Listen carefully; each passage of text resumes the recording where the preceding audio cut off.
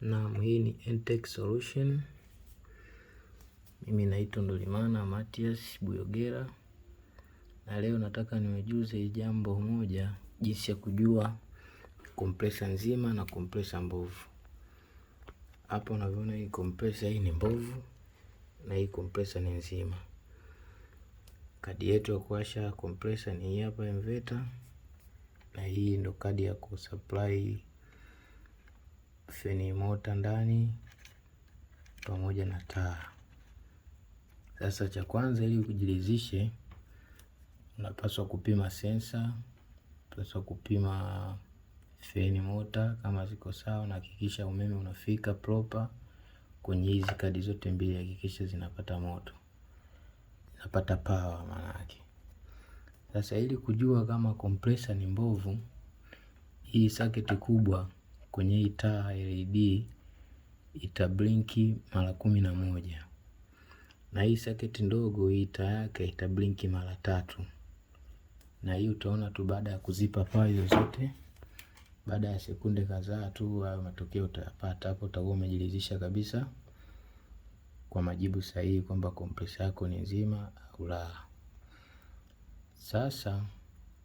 Sasa tunaanza kwa kuangalia compressor mbovu, tuone matokeo yake, tujiridhishe. Na ipa power zote mbili, taona imeshawaka hapo. Hiyo kadi kubwa itaweka make relay defrost, itasubiri kuwasha compressor. Baada ya sekunde kadhaa unakuta nataka kuamsha compressor lakini inashindwa na ina blink mara 3. Kihesabu hapo unaona 1 2 3. Tukija kwenye kadi kubwa ita blink mara 11. Tuanze kuhesabu hapo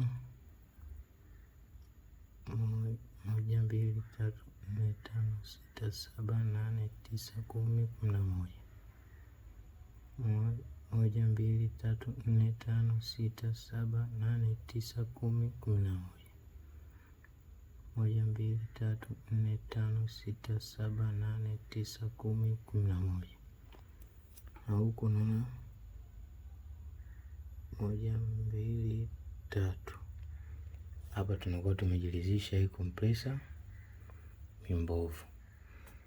Na kama compressor ni nzima, hii taa inapaswa iwake tu mara moja iwe full, na hii huko haitakiwi iwake. Ndio itakuwa compressor nzima. Kwa tumeona compressor mbovu tumewasha. Kitendo cha sasa hivi tunahamisha kutoka compressor hii hapa ambayo ni mbovu ya Samsung, tunatesti kwenye compressor nzima ya LG. Zoezi linalofuata, tumeweka compressor yetu ya LG, then tunatesti, nazipa power. Tutaona ndani sekunde kadhaa hiyo imemeki. Kadi kubwa tunasubiri kadi ndogo kwa ajili ya kuwasha compressor. Unaona compressor imewaka. Compressor iko sawa na hii taa inawaka full mara moja. Kwa hapa iko vizuri. Zoezi limeisha. Karibuni sana Ntechsolution.